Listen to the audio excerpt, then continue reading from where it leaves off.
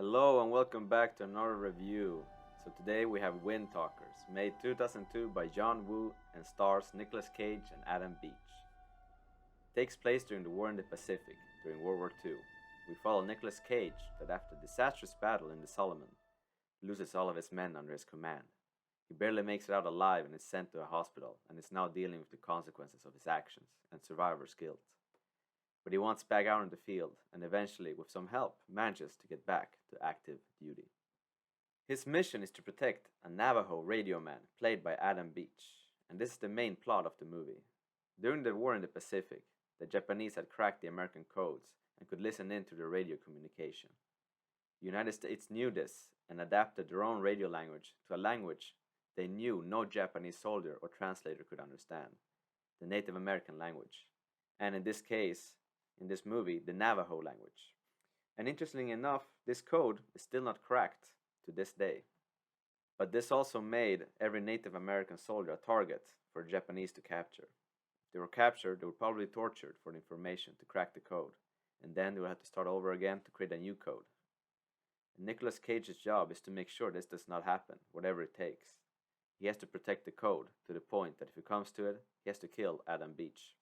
And it's not a bad premise, it's an interesting story you could do a lot with. But this movie is just all over the place. I don't even know where to start. No hate for John Woo. He makes a lot of good movies.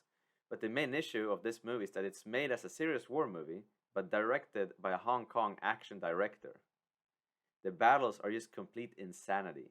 Everyone is just screaming while shooting, nobody ever aims and just runs and hip firing their weapons. All the Japanese soldiers just charge and never shoot their guns, and big fiery slow-mo explosions everywhere. Nicolas Cage just never runs out of ammo and mows down rows of Japanese soldiers. It's like the only research they did for this movie was to play Call of Duty World at War. Every fight is just a complete mess with just random stuff happening, and you don't really understand what's going on. And it just goes on and on and on. At first, it's kind of fun to watch, but at the end, you're just desensitized to it. Just go and watch any clip from any of the battles from this movie, and you'll see what I mean. And it's supposed to be a serious movie as well. Acting wise, I can't really say much. Nicolas Cage is just playing himself, doing his crazy stuff. And Adam Beach is okay, but nothing really stands out.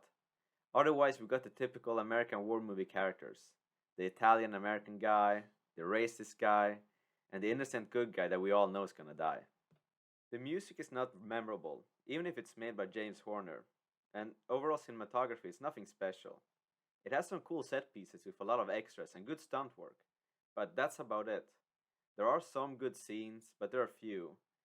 I would have liked to see more of the Native American soldiers and their story during World War II, but we get so little. The movie is about the code they created, but there's only one 5-minute scene where they even talk about it. I can't really recommend you watch this movie unless you're really itching to watch a bad Nicolas Cage film or ran out of John Woo movies to watch. So yeah, that's about it for this time. Thank you for watching and thank you for typing in the comments this one. It was a fun watch. And see you next time with Lone Survivor. There's a lot to say about that one.